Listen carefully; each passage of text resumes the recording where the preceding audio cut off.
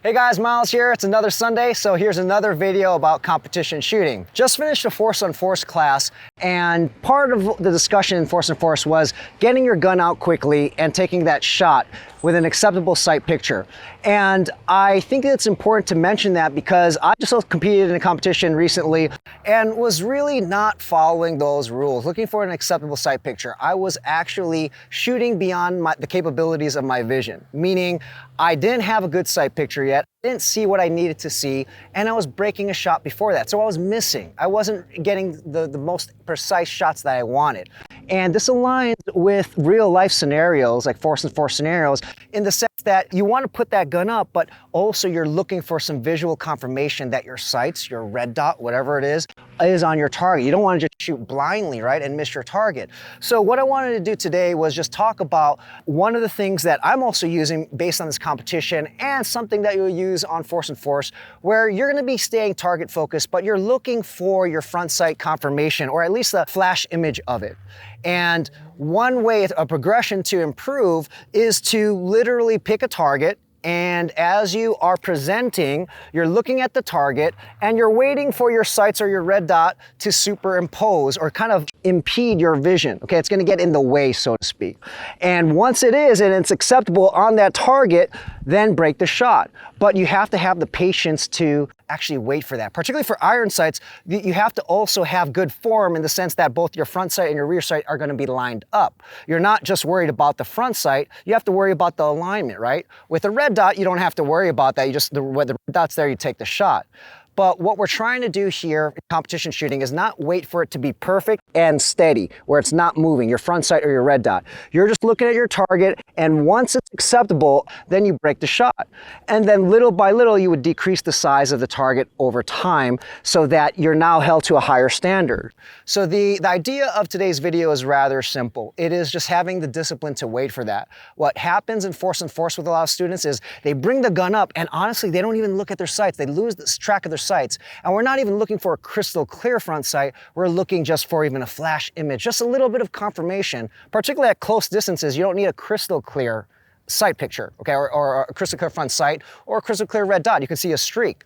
So here the idea is I have a steel plate about 10 yards, and all I'm doing is I'm trying to break the shot without waiting too long. What is too long? It's relative. It's going to be relative to what your skill level is, okay? So I'm gonna talk about this with a steel plate in the background. All right, so I have a steel plate about 8 yards away, and so what I'm going to do is I'm going to break my shot as soon as I have an acceptable sight picture. So what I'm looking for is not a perfect crystal clear front sight on that target, nor am I waiting for it to be steady. As soon as it hits the target zone and it's acceptable, I'm breaking the shot. And again, the reason why I'm bringing this up is it's twofold. One, when it comes to force and force, looking for some kind of information or confirmation is going to be important, right? That's the ideal. You're not going to break your shot, even though the tendency is to break your shot without even looking at your sights, especially for beginners. You want some kind of visual confirmation. So here, in competition shooting, whether it's a red dot or an iron sight, a little bit more difficult with an iron sight because you have to worry about the sight alignment, rear sight and the front sight. But what we're doing is we're not waiting for it to be perfect, but we're also not rushing it. And what happened to me this past week was I was just rushing it. It may have been nerves of the competition, you know, just whatever it is, where I wasn't really looking for that confirmation. I just looked at my target, where I wanted to hit, and breaking the shot too soon. So it wasn't as precise as I wanted it to be. So you can start off slow here. I'm loaded here, and all it's going to be is I'm going to talk this one through really slow, where you do your draw, you marry your hands, and as the gun comes up, I'm prepping my trigger, and once I'm here, I'm going to stop right now, okay? But I actually want to break my shot right about now, right? So I'm not waiting for the front sight to settle, nor am I waiting for it to be perfect, but it's on the target zone. Okay, so you can't see my sights, unfortunately, but what we don't want to see, if you can see it from the outside looking in, is you don't want to see this. I'm here, now I'm waiting way too long, okay? I'm waiting too long before I break the shot. Bang, that's way too long. And we don't want the complete opposite. The complete opposite is where I go way too fast and I don't even see anything. I'm actually breaking the shot before anything happen or before I have any visual confirmation. So here I go, I'm gonna break the shot. I'm gonna do this one slow and wrong. So this was where I have the gun wait for me. I present out from the holster, I present out, it's waiting, and then I break the shot. Okay, it's a really long time. Okay, it was a really long time there. Now here's the complete opposite. I'm going way too fast, no confirmation, and I miss because I'm just pushing the gun out there. And I miss. So now what you have to do, if this is more explanation and now you're gonna have to explore this yourself, is you are waiting for the gun to get to the target zone.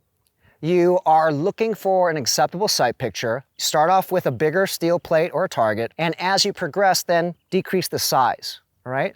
But what you don't wanna do is either of those things, or where you're waiting too long or you are not having visual confirmation. So here I'm gonna go about 25%. And that was good because I saw what I needed to see. There was enough information for me to make an accurate shot and not have the gun wait for me. And then I'll do that one again. Okay, so I'm comfortable there. I'm gonna do it again. I'm gonna try to push the speed a little bit. So for me, that's about 60, 70%.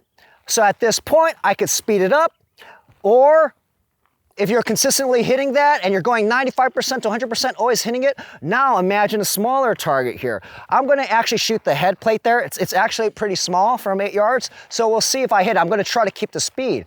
This is where maybe I begin to miss. Now I know where my limits are. So it's a throttle in the sense that, do I progress or do I have to stop and kind of play at a certain level for a little bit and then move on? Okay, so I'm here, gonna do it again. I'm aiming for the top of the steel now. So that was a little slow. When you watch the video, I let the gun wait on me. But having the gun wait on you is probably better than actually shooting without any visual confirmation, right? So you will be slower, but you hit your target, okay? So that might be at my limit, but I'm gonna do it again. So I missed. That time, I didn't have the visual confirmation. I'm gonna try one more time. So I had to wait. So for me, that's probably a good pace. I don't have the timer on me right now, but the whole idea is this gives me the information to see where my skill level is at. So that's actually pretty small. The head box from this distance, 8 yards, is a pretty difficult target to do quickly with consistency for my skill level. So now I know that I'm able to hit the BC steel, no problem, 8 yards pretty quick, without having the gun wait for me, and I can get my hits. So now the natural progression would be to either go faster or decrease the size of the target. So the main point of this video is to really see what you need to see. You probably have heard that many times in the competition world or in the shooting world, and it means you need to have visual confirmation. Don't just draw and shoot beyond how fast you can process things. And so you have to do this methodically, where everyone wants to go fast right away, but you may be shooting way beyond your visual capabilities. And that is common. So I'm at that point where, whether it's nerves, whether I'm pushing too fast, I have to be patient enough to see what I need to see. And I'm not saying slow down. I am saying see what I need to see, okay? Don't think slow. You want to think you need the visual information to break that shot, okay? So I hope you guys like it, and I'll see you guys in the next video about competition shooting.